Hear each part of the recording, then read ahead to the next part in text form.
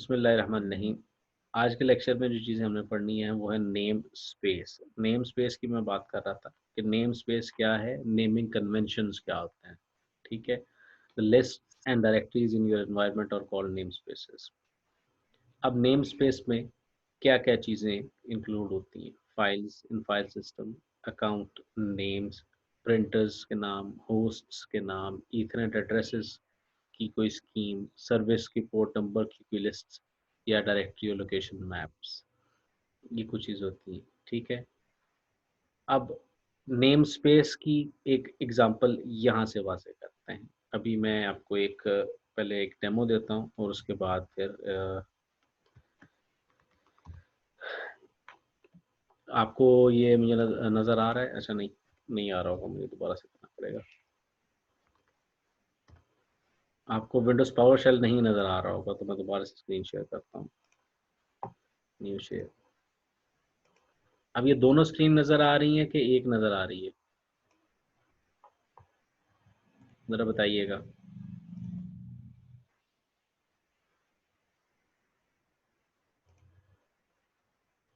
ईमान वालों, दोनों स्क्रीन, दोनों। दोनों आ रही है, ठीक हो गया। अच्छा, अब मैं यहाँ पे कमांड देने लगा हूँ, ट्रेसर्ट।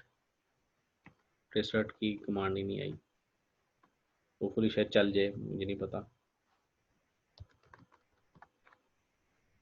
ट्रेसर्ट की मैंने यहाँ पे कमांड दी है और वो मुझे कहता है कि ट्रेसिंग गूगल। अभी आप थोड़ा इंतज़ार करेंगे क्योंकि ये इंटरनेट से डाटा पैकेट लेके आएगा और ये थोड़ी चीज़ें यहाँ पे डिस्प्ले करता जाएगा। अब करंटली क्या हो रहा है, मेरे सिस्टम से रिक्वेस्ट निकलती है तो मेरे डिवाइस पे जा रही है, वहाँ से निकलती है तो वो कोई रिप्लाई नहीं करता, फिर उसके बाद 10.0.6.9 पे जा रही है, फिर 182.1.8.4.2 पे जा रही है, फिर 182 पे जा रही है। अभी आप इसको पॉपअप होते हुए देखें। और अब नेम स्पेसिस की चूंकि मैंने बात करनी है, ज़रा उस पर गौर कीजिएगा जो मैं असल बात करना चाह रहा हूँ। ठीक है, ये स्क्रीन साइज आपके लिए बड़ा किया ताकि आप कुछ वैल्यूज़ नज़र आएँ। यहाँ पे ये पैकेट पहले मैंने अपने राउटर को भेजा, उसने आगे किसी डिवाइस को भेजा, उसने आगे किसी डिवाइस को भेजा, उसने आगे किसी डिवाइस को भेजा। ठीक है, अभी आपको सिर्फ आईपी एड्रेसेस नज़र आ रहे हैं, there is nothing like names और जिससे आप चीज़ों को आइडेंटिफाई कर सकें। ठीक है, अभी तक कुछ नहीं हो रहा। ये ज़रूरी नहीं है कि मेरे इस ट्रेस शर्ट में ये सारी चीज़ें आएँ, लेकिन हो भी सकता है। ठीक है, ये फ़िलहाल आईपी एड्रेसेस आ रहे हैं और ये google.com तक सारे आईपी एड्रेसेस आ गए। ठीक है, यहाँ पे ये जो स्कीम्स हैं इसकी बात भी होती है नेम स्पेसेस में, लेकिन मेरा ख्याल है यहाँ पे इस वक्त नहीं आया। मेरा ख्याल है पावर शेल मुझे ये चीज़ नहीं दिखा रहा, तो मैं एक ट्राई और करता हूँ, शायद यहाँ पे कुछ वैल्यूज़ मिले मुझे। नहीं है तो मैं एक डॉस पे जो उसका ओरिजिनल कमांड शेल है उसको ओपन करके वहाँ पे देख के बताता हूँ।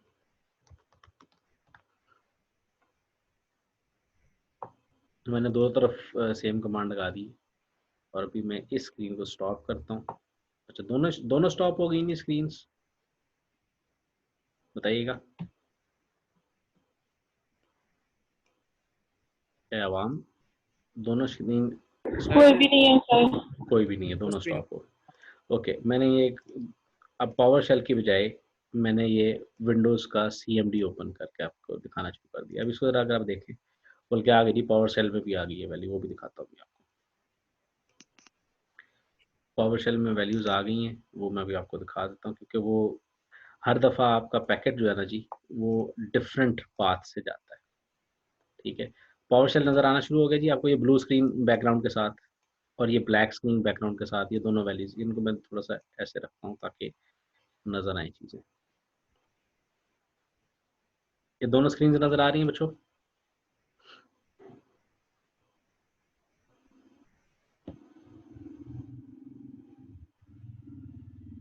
ठीक है, इसको भी सोल्यूशन इनबॉक्स पे लगा लेते हैं।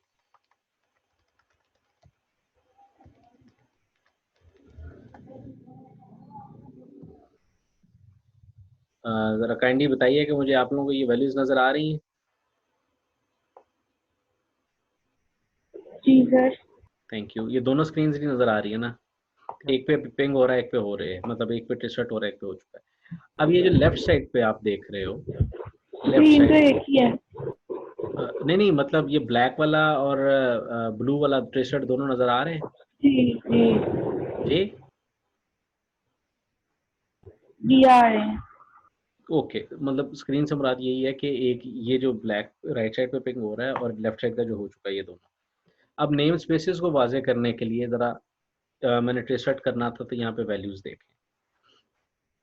यहाँ पे क्या हुआ जी, लेफ्ट वाले पे जो ब्लू बैकग्राउंड के साथ, इसको पावर शेल कहते हैं और ये कमांड प्रॉम्प्ट है, जो विंडोज शेल है। यहाँ पे देखें जी, माई राउटर तक बात पहुंची, माई राउटर से अगले किसी डिवाइस पे गई, उसके बाद यहाँ पे माई राउटर पे जब पहुंची तो मैंने उसका नाम रखा हुआ था माई राउटर डॉट कॉम। ठीक है, इसके बाद आगे कहीं गई, उसने कोई आईपी एड्रेस और इस किस्म की वैल्यूज वापस नहीं भेजी, फिर सिर्फ आईपी एड्रेस आया, फिर आईपी एड्रेस आया, IP address, IP address, IP address, इसकी भी कोई स्कीम हो। लेकिन यहाँ पे देखें, यहाँ पे क्या हो रहा है, 10.253.4.108 से डाटा किधर गया है, KHI 275। इसका मतलब है ये 275 नंबर कंप्यूटर होगा। C1 कोई जोन होगी, NX से कोई ऑर्गेनाइजेशन होगी, पीटीसीएल की सब्सिडियरी, और फिर पीटीसीएल कॉम पीके, पीटीसीएल का अपना जो एड्रेस है, वो पीटीसीएल को आइडेंटिफाई करने का ऑर्गेनाइजेशन, उसका आईपी एड्रेस ये था। ठीक है, उसने फिर रावलपिंडी भेजा, Rawalpindi computer number 44 Pakistan internet exchange को। उसने फिर आगे कराची भेजा। मुझे नहीं समझ आई वैसे ये लॉजिक की कि ये क्या हुआ कि 275 से पिंडी जा रहा है और पिंडी से फिर कराची आ रहा है पैकेट। वो इस वजह से हुआ होगा कि कराची में बात पहुंची, कराची से आगे जाना था, लेकिन वो हुआ ये कि कराची में कंजेशन होगी, कराची ने उसको पिंडी भेज दिया। पिंडी में कंजेशन नहीं थी, पिंडी के अंदर ने उसको वापस कराची भेज दिया। तो ये चीज़ें होती रहती हैं वैसे। तो उसके बाद क्या हुआ, फिर कराची पीआई ने डायरेक्टली, पहले पीआई था, पीआई रावल पीटीसीएल पे बात पहुंची, क्योंकि मैं पीटीसीएल से कनेक्टेड हूँ। पीटीसीएल ने कहा कि जी कराची बात पहुंची थी, वहाँ पे पीटीसीएल ने भेजा पाकिस्तान इंटरनेट एक्सचेंज को, पाकिस्तान इंटरनेट एक्सचेंज ने कहा कि जी मेरा सेटेलाइट लिंक यूज़ ना करें, आप केबल पे जाएं, तो उन्होंने कराची पीआई को भेज दिया। कराची पीआई ने आगे इन एड्रेसेस पर ट्रांसफ़र किया, उसने अपने आप को ट्रांसफ़र किया। उसके बाद करते करते करते करते ये चीज़ यहाँ पर पहुँच गई। अब नेम स्पेसेस यहाँ पे क्या है, देखें, ये नेमिंग मैकेनिज्म, यहाँ से देखें, मैं उस नेटवर्क को डिज़ाइन नहीं किया हुआ मैंने, लेकिन मुझे इस नाम को पढ़ के पता चलता है कि ये चीज़ किधर है। ठीक है, मैं ये नाम पढ़ के बता देता हूँ कि ये कहाँ पे एग्जिस्ट कर रहा है। मैंने KHI पढ़ा हो, ये कराची नंबर 275 कंप्यूटर का नाम है।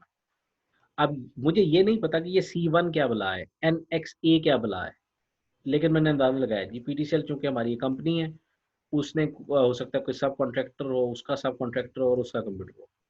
ठीक है, इस तरह से नाम रखे जाते हैं। क्यों? क्योंकि आपने बाद में आइडेंटिफाई करना होता है। अब सेम मैंने ट्रेस किया और यहाँ पे वैल्यूज को अगर देखें तो कुछ डिफरेंस आ जाएगा कहीं ना कहीं। ठीक है, कहीं ना कहीं आ जाएगा, लेकिन फिलहाल अभी तक तो मुझे कोई खास डिफरेंस होता हुआ नजर नहीं आ रहा। कराची 275 पे जा रही है, क्योंकि वो एक ही वक्त में शायद मैं ट्रेस आउट कर रहा था, इसीलिए दो पैकेट जा रहे थे, तो उन्होंने हो सकता है वैल्यू एक ही आ रही है। ठीक है, मैं नेक्स्ट टाइम करूंगा तो वैल्यूज चेंज हो जाएंगी। तो खैर, कहने की बात ये है, स्क्रीन को मैं बंद कर देता हूँ। यहाँ पे क्या हो रहा है, नेम स्पेसिस की बात हो रही है, तो किस तरीके से आप चीज़ों को नेम करेंगे। नेम सिर्फ कंप्यूटर्स को नहीं किया जाता। ठीक है, अब मैं स्लाइड पे आ जाता हूँ। सिर्फ कंप्यूटर्स को नेम नहीं करते आप लॉगिन नेम्स को भी नेम करते हैं। ठीक है, आप डिवाइसेस, प्रिंटर्स या स्कैनर्स हैं, उनको नेम करते हैं। आप राउटिंग इंफ्रास्ट्रक्चर की डिवाइसेस को नेम करते हैं। तो उसमें क्या करते हैं, नेम्स रखने का कोई स्टैंडर्ड बनाया जाता है, उसकी बात अभी हम बाद में करेंगे। पहले ये हम पूरी स्लाइड को गो थ्रू करेंगे, उसके बाद नेम स्पेसेस कुछ होती हैं फ्लैट किस्म की, जिसमें कोई नेम स्पेस या नेम डुप्लीकेट नहीं होता। कुछ नेम स्पेसेस होती हैं हेरारिकल, जैसे अभी आपको मैंने यहाँ पे पावर शेल में दिखाई, तो ये हेरारकी बन रही है ना। पीटीसीएल का जैली इदारा है, उसके बाद फिर उसका जैली इदारा, फिर उसके बाद सॉरी, पीटीसीएल है, उसका जैली इदारा है, जैली इदारे में डाटा सेंटर है, उसका नाम दे दिया, और उसके बाद कंप्यूटर का नाम दे दिया। इसमें आप रैक स्पेस भी दे सकते हैं, तो वो क्या हो गया, हेरारिकल हो गया, फलां बिन फलां बिन फलां बिन फलां। ठीक है, तो या तो फ्लैट होंगे कि नंबर दे दिए 1 2 3 4, जैसे आजकल हमारे जो सिस्टम चलते हैं, उसमें क्या होता है जी, जब आप विंडोज इंस्टॉल करते हैं तो आप यूज़र ने लिख दिया से हमज़ा, तो हमडा हमज़ा डैश PC, इस तरह से नाम चलते हैं। ठीक है, कुछ में जिस तरह से अभी आपने देखा KHI 275.C1 डॉट वगैरह वगैरह वगैरह। ठीक है, तो वो हेरारिकल थे। हेरारिकल इसलिए बड़े नेटवर्क में हेरारिकल ज़्यादा बेहतर रहता है। और फिर कुछ पॉलिसीज़ होनी चाहिए, क्योंकि SA जो बंदा है वो, मतलब आज एक कंपनी में था, कल किसी और कंपनी में था। पहली वाली कंपनी हो सकता है हेरारिकल यूज़ कर रही थी, दूसरी वाली फ्लैट यूज़ कर रही थी। किस तरह से असाइन करना है, ये सारी चीज़ें डॉक्यूमेंटेड होनी चाहिए, ठीक है जी? और ताकि उसको लोग एनफोर्स करें। अब पॉलिसी में क्या चीज़ें हो सकती हैं, कौन से नाम देने हैं, कौन से नाम नहीं देने। फॉर एग्ज़ाम्पल गूगल के ऊपर आप एक ईमेल अकाउंट, जीमेल का अकाउंट आप बना सकते हैं, लेकिन जीमेल पे नो रिप्लाई एट gmail.com नहीं बना सकते। हैक दिस या ऐसा कोई नाम आप नहीं बना सकते। कौन आया जी? अच्छा हमारा है, ठीक है? ये जो चीज़ें हैं, इस किस्म के नाम आप नहीं रख सकते। फिर क्या लें, ceo@gmail.com टाइप, इस किस्म का एड्रेस बना के नहीं, वो बना नहीं देगा। 3 से कम करके रखे नहीं बनेगा। स्पेशल कैरेक्टर रखें ईमेल एड्रेस के अंदर नहीं बनेगा, ठीक है? तो ये पॉलिसीज़ हैं। उसके बाद नेम्स में कुछ टेक्नोलॉजिकल इश्यूज़ हो सकते हैं, ऑर्गेनाइज़ेशन इश्यूज़ हो सकते हैं। ये चीज़ें आप उसमें बता सकते हैं कि ये चीज़ होनी चाहिए, ठीक है? फिर नेम सिलेक्ट कैसे हों, ये पॉलिसी के अंदर लिखा जाए। अगर 2 लोगों को फॉर एग्ज़ाम्पल एक है हमज़ा असलम और एक और हमज़ा असलम। हमज़ा असलम वल्द असलम और हमज़ा असलम वल्द सॉरी हमज़ा असलम हो गया बिन मोहम्मद असलम और दूसरे साहब हो गए हमज़ा असलम बिन अली असलम, ठीक है? अब प्रॉब्लम हो जाएगी। अब हमज़ा असलम किसको असाइन करना है, ठीक है? इस किस्म की बात हो रही। तो ये कोलिजन्स आएँगे, उसको आप कैसे रिज़ॉल्व करेंगे, ये पॉलिसी में लिखा होना चाहिए। अगर आपकी कंपनी का मर्जर होता है किसी दूसरी कंपनी के साथ, तो फिर आप किस तरह से मर्ज करेंगे, पॉलिसी डॉक्यूमेंट के अंदर ये चीज़ें डॉक्यूमेंट की जाती हैं, ठीक है? नेमिंग पॉलिसीज़ की बातें, ये फॉर्मूलैटिक इस किस्म की बात यहाँ पे ये बुक में लिखी है, ठीक है जी? ये लिखी हुई है। पेज नंबर 2 टू 5 है बुक का। ये स्क्रीन पे नज़र आ रहा है ना कि मुझे अलग से शेयर तो नहीं करना जी आपको? ये सर दोनों हम चैप्टर नंबर 8 पढ़ रहे हैं, जी बेटे, तो 7 किधर गया है? 7 7 डाटा सेंटर था मेरे ख्याल है कि ये 7 है। नहीं, 6 डेटा सेंटर्स था, तो नेटवर्क्स की हमने बात की थी ना पहले। नेटवर्क्स की बात हो तो वो चुकी थी। 7 में है।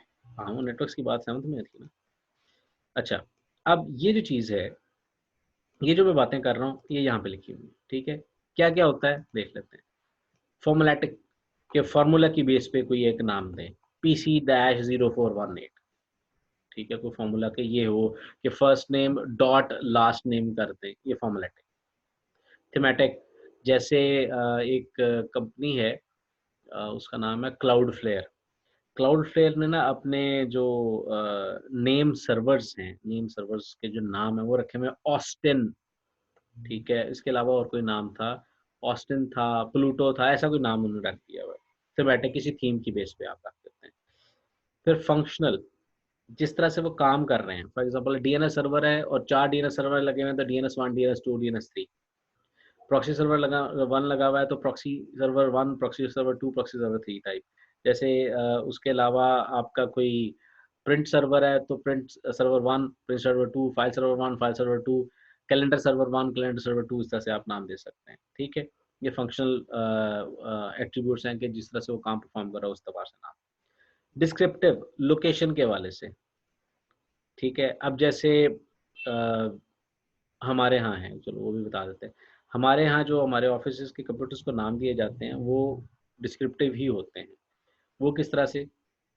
जिसमें लिखा गया कस्ट डैश फैकल्टी डैश हमाद या कस्ट डैश हमाद, ठीक है? वो हमाद से ही पता चल जाता है क्योंकि वो नाम हमाद नकवी रख दिया उसका। अब क्या होगा, कस्ट का मतलब है जी knowledge unit of system and technology, dash Hammad Naqvi का मतलब है जी हमाद नकवी वहाँ पे टीचर है। या उस का कोई फैकल्टी मेंबर है या कुछ। फैकल्टी को आइडेंटिफ़ाई नहीं करना आपने, कोई नहीं, आपने सिर्फ नाम ही रखना तो पता चल जाएगा कि ये कौन है, ठीक है? तो इस तरह से नेमिंग कन्वेंशन है। फिर हमारा प्रिंटर है। प्रिंटर का नाम रखा हुआ था, क्या था उसका नाम? CS faculty. अब वहाँ पे एक ही प्रिंटर था तब तक, ठीक है? उसकी ऐसी पॉलिसी डिफाइंड नहीं थी। सीएस फैकल्टी के लिए हमारे एक ही नेटवर्क प्रिंटर था हेवी ड्यूटी वाला। बाकी छोटे प्रिंटर थे वो उस तरह से नेटवर्क पे नहीं आते थे, वो कंप्यूटर ऑन होता था तो उसका ऐसा लगता था।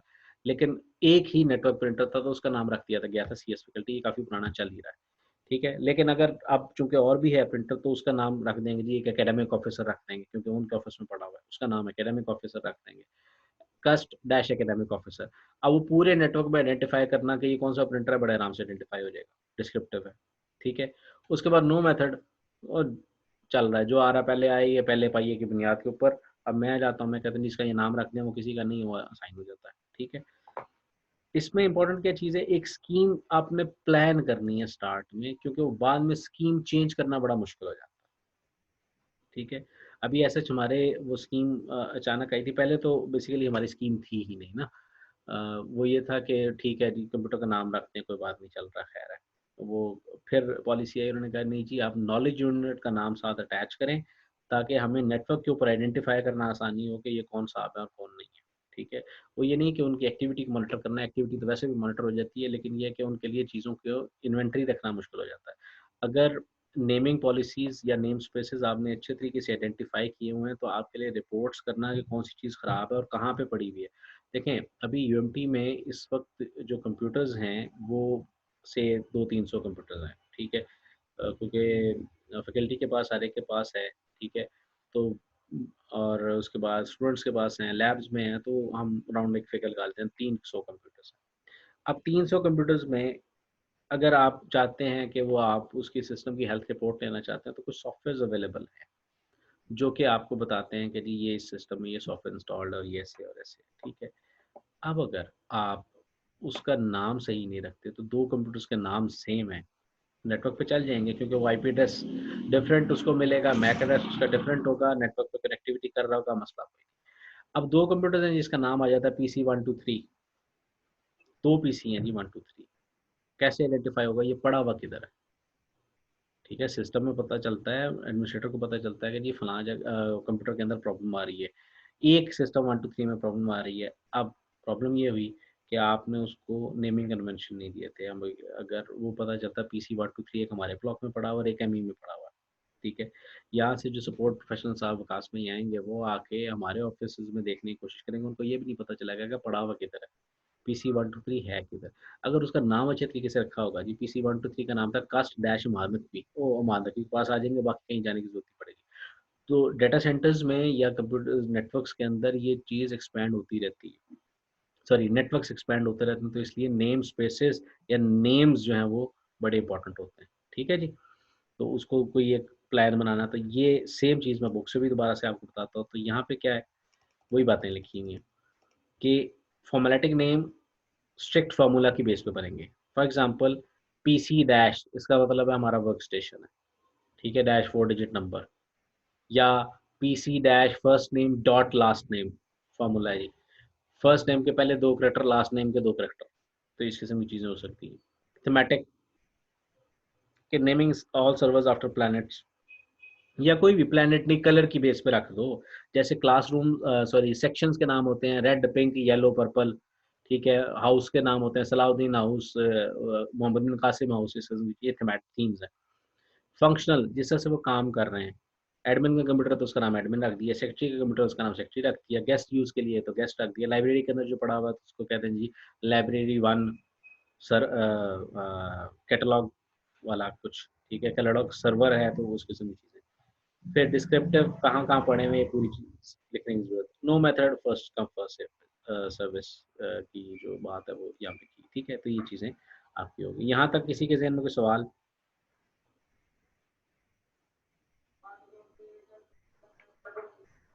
अगर सवाल नहीं है तो बंद गोभी और कद्दू वगैरह बाहर बेच रहा है। अच्छा जी, इसके बाद कुछ कमेंट्स ज़रूरी होते हैं, ठीक है, नेमिंग के वाले से। खैर इसका रिकॉर्ड रखा जाता है। मैंने ये चीज़ देखी है सुई गैस में, ठीक है, आज से कोई 5-7 साल पहले शायद। वहाँ पे अगर आपने वो पासवर्ड रीसेट भी करवाना है तो एक फॉर्म है, और तो ज़ाहिर बात है नेम वगैरह भी देना, तो उसका कोई ना कोई फॉर्म है। वो फॉर्म्स के ऊपर वैल्यूज़ रखते हैं और उसके बाद फिर वो चीज़ें अप्लाई करते हैं, ठीक है। तो कमेंट्स देते हैं कि ये हमने नाम किसको दिया, इसकी वगैरह इन्फॉर्मेशन क्या थी, तो वो कमेंट्स लिख के रख लेते हैं आप, बाद में आपके लिए आसानी हो जाती है, इजी टू रिमेंबर और इजी टू फिगर आउट चीज़ हो जाती है। कुछ नाम जो है वो ऐसे नाम ना रखें, वैसे अगर आप नाम रख देते हैं मेरा ख्याल है ये बेच ले पहले, तो मैं उसके बाद फिर इंशाल्लाह शुरू करता हूँ। तब तक मैं इसको ज़रा पॉज़ करता हूँ ना, क्योंकि ये भाई चुप हो गए। चलो जी। अच्छा, अब नाम जो है वो इस किस्म के ना रखें, रखे जा सकते हैं। जैसे सिक्योर सर्वर है, सोर्स कोड डीबी है, या डीबी सर्वर है, या अकाउंटिंग सर्वर है, ठीक है, यहाँ पे एक्सेप्शन यूज करें। ठीक है, फॉर्मुलेटिक अगर कोई नेम रखते हैं तो यहाँ पे एक्सेप्शन यूज करें, उसका नाम ऐसा ना रखें जिससे वो किसी अटैकर को नजर आए कि जनाब ये इसके ऊपर अटैक किया जा सकता है। मतलब आप कंप्यूटर का नाम रखते हैं डीबी सर्वर, तो उसको पता लग जाएगा जी इसके ऊपर मैंने सिर्फ डेटाबेस टाइप की चीज से ट्राई करने हैं। वेब सर्वर 1, अच्छा इसका मतलब वेब सर्वर 1 2 है, लेकिन फॉर्मूला के नेम में एक प्रॉब्लम है। अगर आपने नाम रखा सर्वर 1 2 3 4 5 6 7, आपने 2 4 और 7 ऑन रहने दिए, 1 आपने बंद करके उसकी जगह उसको नाम चेंज करके कोई और काम के लिए इस्तेमाल करना शुरू कर दिया। अब अगर कोई बंदा किसी नाम से एक्सेस कर रहा था, तो वो सर्वर 1 को एक्सेस करेगा, उसका रिस्पॉन्स आएगा नो, ये बंदा एग्जिस्ट ही नहीं करता। तो ऐसे नाम ना रखें। सर्वर्स के नाम कम से कम इस किस्म के ना रखें, ठीक है, क्लाइंट्स के चल जाते हैं। और फिर क्या है, अच्छा मैं समझा कोई आया था। फिर प्रोटेक्शन पॉलिसीज, ये क्या बात है? प्रोटेक्शन पॉलिसी ये है नेम स्पेस की कि आपने हर चीज हर एक को नहीं बता देनी। मतलब वो नीड टू नो बेसिस वाली बात है। क्या कि पासवर्ड लिस्ट के हवाले से क्या प्रोटेक्शन होगी, यूजर आईडीज की क्या लिस्ट होगी, प्रोटेक्शन होगी, ईमेल एड्रेसेस की क्या प्रोटेक्शन होगी। अभी फिलहाल ना ईमेल एड्रेसेस की हमारे यहाँ कोई प्रोटेक्शन नहीं चल रही। वो ये है कि हमारे ईमेल एड्रेसेस या नॉर्मली फैकल्टी के ईमेल एड्रेसेस ऑनलाइन अवेलेबल होते हैं, ठीक है, हर ऑर्गेनाइजेशन हर यूनिवर्सिटी में ऐसे ही होता है। अब उसकी वजह से हमें क्या नुकसान बर्दाश्त करना पड़ता है, ये ट्रेड ऑफ है ना। हमें ईमेल आ जाती है HBFC से कि जनाब ये हमसे ना लोन लें, हमें और पता नहीं कहाँ-कहाँ से आ जाती है, होम लोन ले लें, फलाँ काम कर लें, फिर उम्रे का पैकेज आ जाएगा, फिर इस किस्म की, और फिर जर्नल की आ जाएगी कि ये जर्नल में पेपर है पब्लिश करें, और ये इस किस्म की कई चीज़ें। तो खैर ये प्रोटेक्शन ईमेल एड्रेसेस की तो खैर उस तरह से फिलहाल हमारे पॉसिबल नहीं है, लेकिन अगर आप PDCL की बात करते हैं, तो PDCL के कितने ईमेल एड्रेसेस हैं जो आपको पता है? सुपार्को के कितने ईमेल एड्रेसेस हैं जो आपको पता है? ठीक है? इसी तरह से minister of IT and telecom के अगर बात करते हैं तो कितने आपको पता है? HEC के सिर्फ वही चीज़ें पता हैं जो आपने HEC की वेबसाइट पे देखे होंगे, ठीक है? अब PDCL के मुझे यहाँ पे इत्तेफाक से मुझे PDCL के एक साहब ने खुद से ईमेल कर दी थी, तो मुझे उनका ईमेल एड्रेस पता चल गया, वरना नहीं पता चला था। इसी तरह से हबीब बैंक के मैनेजर साहब हैं, उनकी ईमेल एड्रेस कैसे पता होंगे? जब तक वो मुझे कार्ड नहीं देंगे मुझे नहीं पता चलेगा। तो मैं क्या कर सकता हूँ? मैं उनको स्पैम नहीं कर सकता, ठीक है? तो इसी तरह से अगर आपकी स्कीम किसी को पता चल जाती है, फॉर एग्जांपल PC-001, PC-002 भी होगा, ट्राई करने में क्या अर्ज है, 003 क्या होगा, ठीक है। अब ये क्या बात है, पासवर्ड लिस्ट, ये बेसिकली लिनक्स की बात हो रही है। /etc/password के नाम से एक फाइल होती है लिनक्स में, जिसके अंदर तमाम यूजर्स नेम और उनके हवाले से इंफॉर्मेशन पाई जाती है कि कौन से ग्रुप का मेंबर है और इसकी चीजें, उसको पासवर्ड फाइल कहते हैं, ठीक है। उसके अंदर खैर पासवर्ड नहीं होता, पासवर्ड असल में होता है शैडो फाइल के अंदर, ठीक है। उसके अंदर यूजर आईडीज होती हैं, हो सकता है लॉगिन ईमेल्स हों, एड्रेसेस हों, तो वो अगर किसी के पास चली जाएगी तो ईमेल वाले के पास चलेगी, तो खैर उसको प्रोटेक्ट करें। फिर कौन चेंज कर सकता है, कौन नहीं चेंज कर सकता है, ये भी एक पॉलिसी का हिस्सा बनता है, ठीक है। फिर इंपॉर्टेंट चीज, कब कौन सी एंट्री रिमूव की जाएगी। अब जैसे ही आप जाते हैं और आप कहते हैं कि सर मेरी माशाल्लाह डिग्री कंप्लीट हो गई है, ये मेरी क्लियरेंस है, ठीक है। अब वो क्लियरेंस के ऊपर जो साइन होते हैं वो किसके होते हैं? आईपीसी वालों के। आईपीसी वाले करते क्या हैं? आईपीसी वाले करते ये हैं कि आपको कहते हैं जी आपके पास इतना टाइम है, अपना डाटा जो है निकालना है वो निकालना है, उसके बाद बंद हो जाएगा। वो आप डाटा निकाल लेते हैं, उसके बाद आईपीसी वाले क्या करते हैं, आपका अकाउंट बंद कर देते हैं, डिलीट कर देते हैं, ठीक है। तो ये पॉलिसी क्या है, जब तक स्टूडेंट एनरोल्ड है और जब तक वो क्लियरेंस के लिए नहीं आता आपके पास, तब तक उसका डाटा वहीं रहेगा, ठीक है। इसके अलावा दूसरी चीज़ क्या, अब कुछ बच्चे होते हैं जो एडमिशन लेते हैं और चले जाते हैं, उनकी आईडी वगैरह बन गई, एक सेमेस्टर आए बाद में चले गए, तो फिर उसके लिए ये है कि वो एक रजिस्ट्रार कहता है जनाब ये लोग इनएक्टिव हैं, इनके अकाउंट्स वगैरह डिलीट किए जाएँ, तो वो ईमेल लिख भेज देते हैं, फिर वो अकाउंट्स डिलीट कर दिए जाते हैं, ठीक है। अब यहाँ पे क्या है, कब एंट्री डिलीट होगी आईपी एड्रेस की, खैर अगर हमारा DHCP है तो वो 24 घंटे के बाद रिलीज हो जाता है, फिर आप शेड्यूल टाइम बना देते हैं, ठीक है। लेकिन कुछ केस में ये वाले जैसे एड्रेस हैं, सेल्स एट कंपनी, प्रेसिडेंट चीज़ें, ये चीज़ डिलीट नहीं की जाती क्योंकि इसमें बंदा चेंज हो जाता है, रोल वहीं रहता है। फॉर एग्जांपल अब जैसे बिलाल साहब चले गए, तो उनका एड्रेस वहीं का वहीं है, लेकिन अब उनको असाइन नहीं, आईडी नहीं बंद हुई, उनका पर्सनल ईमेल एड्रेस जो होगा वो बंद हो गया होगा। ठीक है, तो इसकी सभी चीज़ें। फिर जनाब पॉलिसी का एक हिस्सा होना चाहिए कि नेम स्पेस किस तरह से यूज़ करते हैं। अब एक कंपनी है, वो पाकिस्तान में काम करती है और उसका कोई काम नहीं है बाहर करने का, तो वो सिर्फ़ पाकिस्तान के लेवल से चीज़ बनाएगी नॉर्मली, ठीक है। लेकिन अगर कोई ग्लोबल कंपनी है तो आप उस हिसाब से चीज़ों को डिफ़ाइन करेंगे। कल को मुझे एक एड्रेस मिले तो वहीं से मुझे पता चल जाए कि ये कहाँ पे है, ठीक है। कहाँ-कहाँ इस्तेमाल होगी, तो उस एतबार से वो चीज़ें उसमें इनकॉर्पोरेट की जाती हैं। फिर कौन-कौन सी सर्विसेज़ यूज़ करेंगी इसको, तो उस हवाले से उस पॉलिसी को उसको लिखा जाएगा।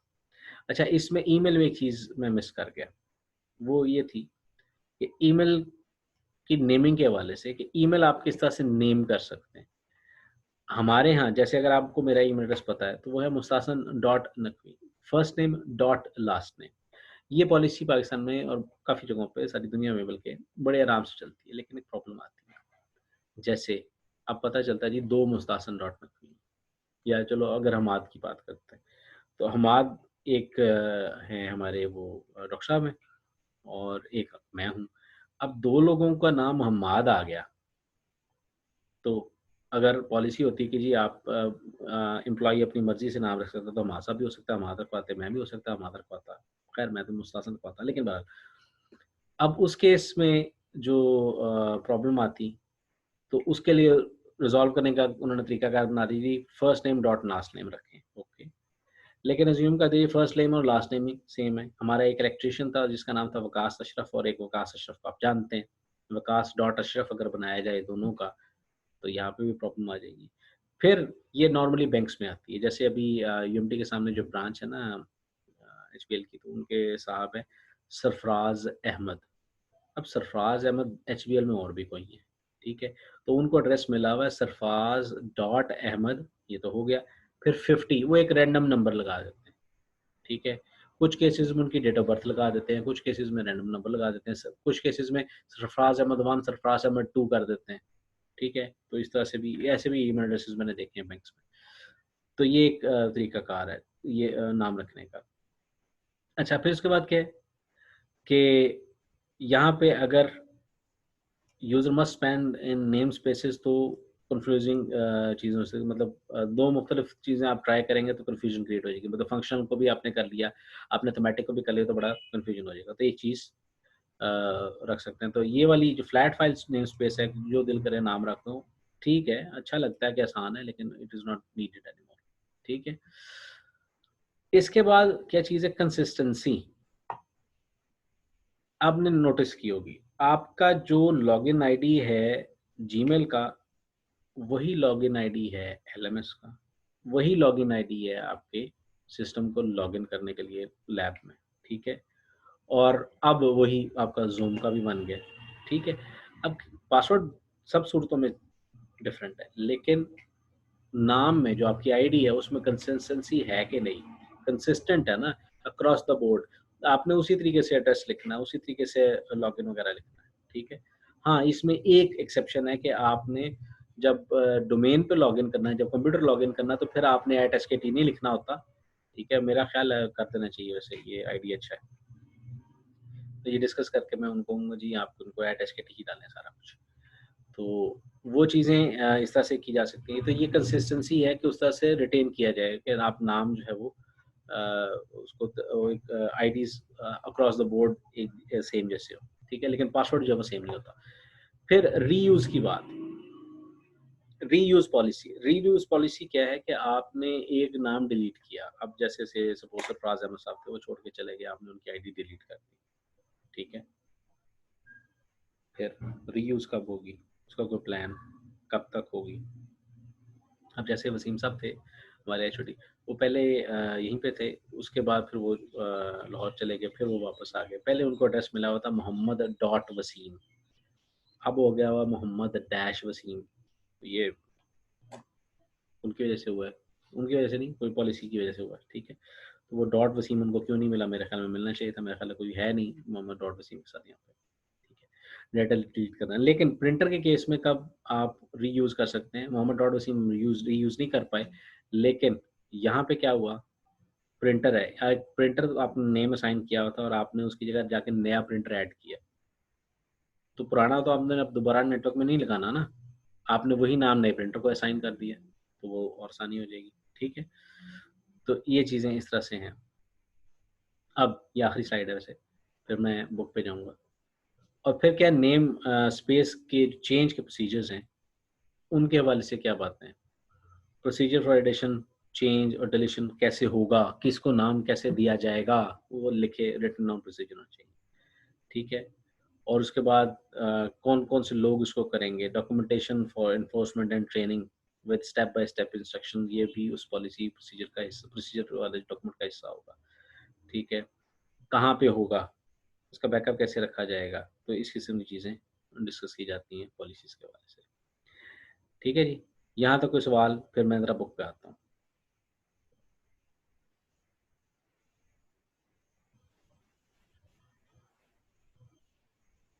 नो सर, नहीं शुक्रिया, है। शुक्रिया जी, शुक्रिया। मैं कहा पता नहीं चले गया, फिर मैंने वहाँ से क्लिक करके देखा तो पता चला कि हैं। अच्छा जी, अब ये तो बचे ये नाम की बातें थी, इसमें कुछ क्योंकि स्लाइड्स में कुछ चीज़ें नहीं हैं, वो बुक में हैं, तो इसलिए बुक भी पढ़नी पड़ती है। ठीक है जी? अब यहाँ पे जो चीज़ें हैं, एक्जिस्टिंग नेम स्पेसेस, इसका एक कहानी, वो मैंने आपको एक बात की थी मर्जर की, ठीक है? 2 कंपनीज़ का मर्जर हुआ, ठीक, अब क्या करें? प्रॉब्लम्स आ जाएँगी ना, उनकी भी पॉलिसी है, उधर भी पॉलिसी है, पता चले दोनों तरफ एक ही तरह किस्म की पॉलिसी फॉलो हो रही थी, नेमिंग कन्वेंशन एक जैसी फॉलो हो रही थी, अब क्या करेंगे? ठीक है, नेम कोलिजन आ जाता तो क्या करेंगे? अगर नहीं आता फिर तो कोई मसला नहीं है, लेकिन कोलिजन आ जाता फिर क्या करते हैं? फिर जनाब सर्वर्स के हवाले से उसका हल क्या किया जाता है? वो ये किया जाता है कि अगर एक ये जी एंड एल्फ के नाम से एक सर्वर साहब थे, जो दोनों कंपनी में थे, कंपनी ए भी थी और कंपनी बी भी थी। अब क्या करें जी, जी एंड एल्फ को नाम रीनेम करें कंपनी ए में, G and F dash company A, और जो कंपनी बी है उसका नाम कर दी G and F dash company B. ये 2 नाम इस तरह से रख दिए, ठीक है? फॉर एग्ज़ाम्पल माइक्रोसॉफ्ट ने स्काइप को एक्वायर किया।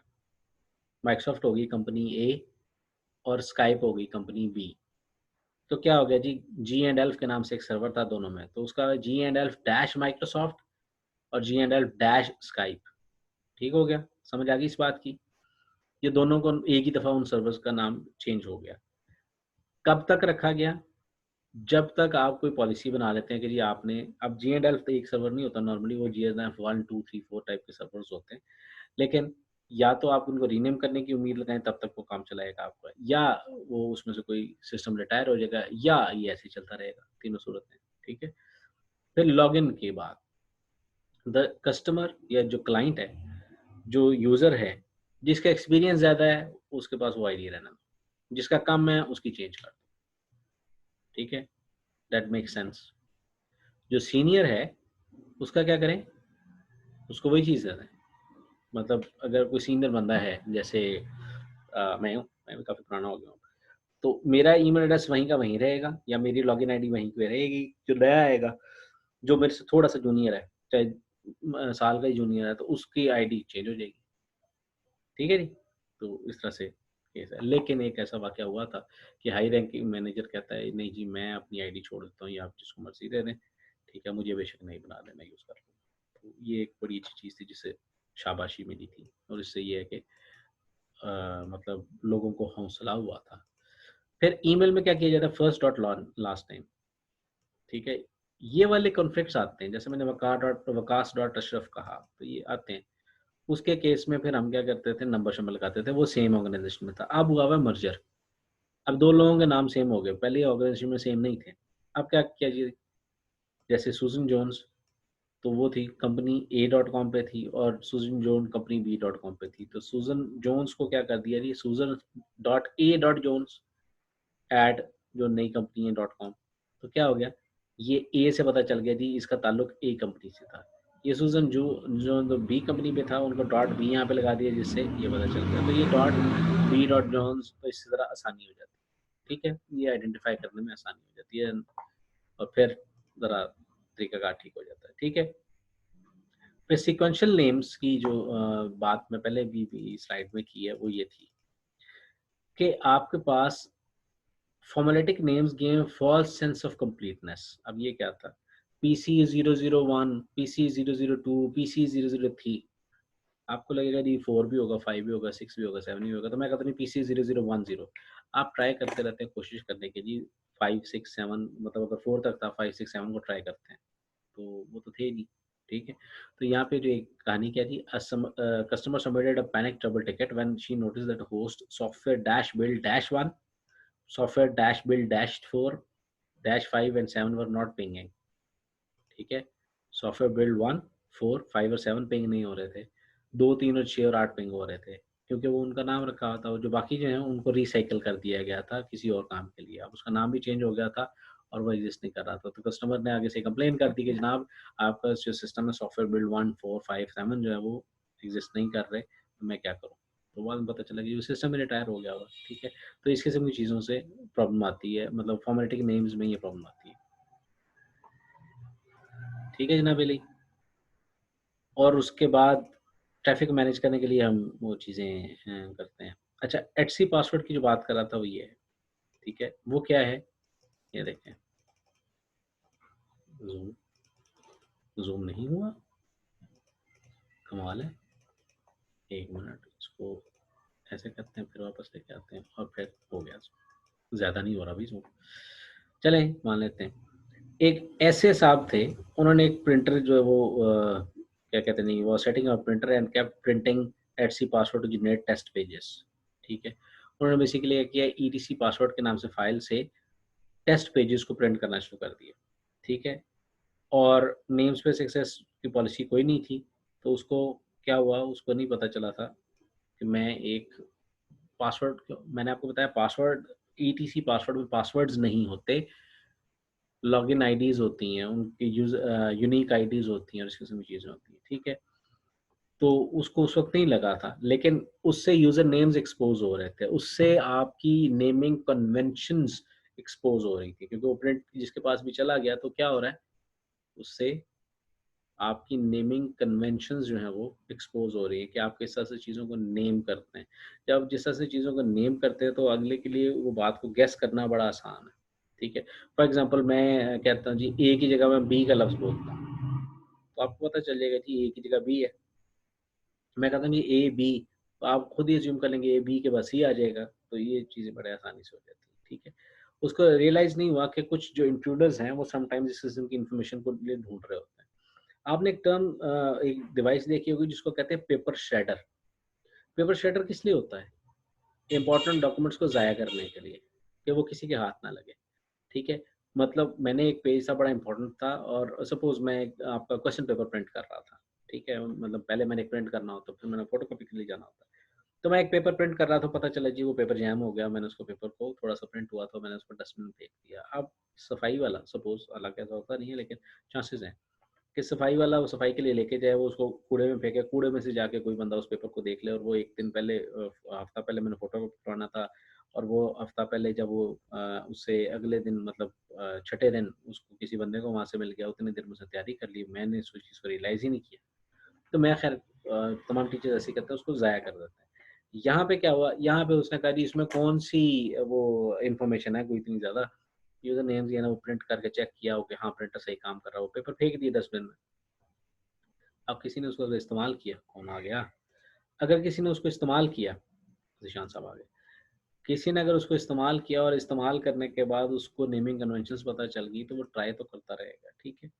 ऐसी हरकत को कहते हैं डंपस्टर ड्राइविंग, ये एक टर्म है, ठीक है? कि कूड़े से गंद ढूँढना, तो ये चीज़ें मिल जाती हैं, ठीक है जी?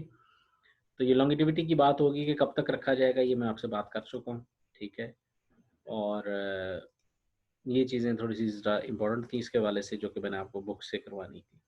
ठीक है, नेम्स में कंसिस्टेंसी होनी चाहिए, तो वो नंबर की बातें ना, वो उसमें 1, 2, 3 वाले नाम ना रखें, तो ये चैप्टर हो गया ख़त्म। ठीक है?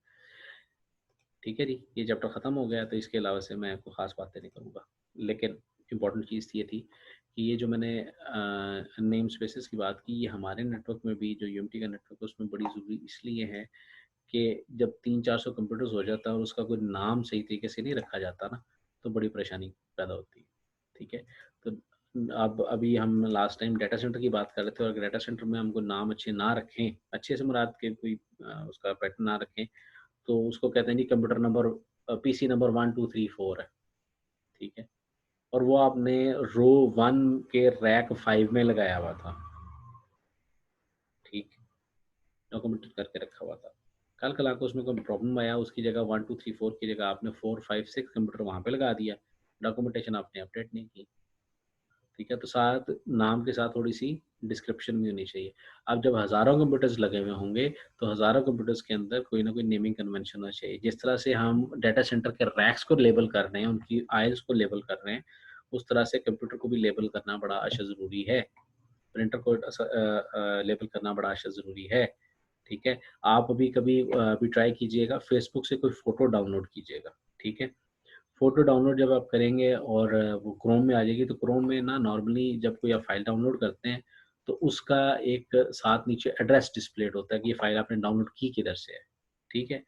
अब जैसे मैं एक चीज़ दिखाता हूँ आपको, पहले जिस तरह से किधर गया वो स्क्रीन? यहाँ से स्क्रीन शेयर करते हैं दोबारा से, और आपको वो चीज़ दिखाता हूँ जो मैं दिखाना चाह रहा हूँ। ये देखें, मैंने विंडोज़ टीम्स डाउनलोड किया है। ठीक है? कहाँ से आया जी? https statics.team.content.network.office.net। ठीक है? स्लैश प्रोडक्शन विंडोज़ का फ़ोल्डर है, उसके अंदर ये वाले फ़ाइल का फ़ोल्डर और ये टीम्स मिल गई। ये एडमिन से एक मैंने फ़ोटो अपनी डाउनलोड की। ठीक है? फिर ये ऊपर कर देते हैं कि उसका और मुश्किल हो जाएगा। फिर ये मैंने एक बुक डाउनलोड की, वो कहाँ पड़ी हुई थी? अमेज़न AWS पे पड़ी हुई थी। ठीक है? उसके बाद इन्फॉर्मेशन सिक्योरिटी की एक बुक डाउनलोड की। फिर एक लेक्चर का डाउनलोड किया, तो ये हर एक का एक एड्रेस लिखा हुआ है। ये क्या है? ये आपके ओरिजिनल सिस्टम का एड्रेस है, जिससे आइडेंटिफ़ाई हो रहा है कि ये चीज़ कहाँ से आई है। ठीक है? तो naming conventions are very, very important. अब मेरा ख़्याल है वो पूरे लेक्चर की जो जान थी कि जो क्रक्स था वो यही था कि नेमिंग कन्वेंशन क्यों इम्पोर्टेंट है, किस तरह से सोच के बनाए जाते हैं। तो वो चीज़ें मैंने आपसे डिस्कस कर ली हैं। लेक्चर ख़त्म हुआ, क्वेश्चन शुरू हुए।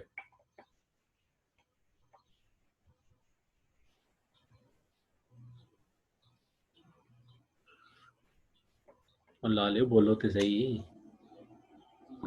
सर कोई क्वेश्चन नहीं है। ओके, फिर मैं आपको खुशखबरी देता हूँ। आपकी असाइनमेंट अपलोड कर दी गई है। आपका क्विज़ कल का बन चुका है। आप मुझे बताएँ मैं उसको ओपन कब करूँ? मैं शायद डाटा सेंटर का सर कल आगे 2 हैं शायद। हाँ 2 हैं कल।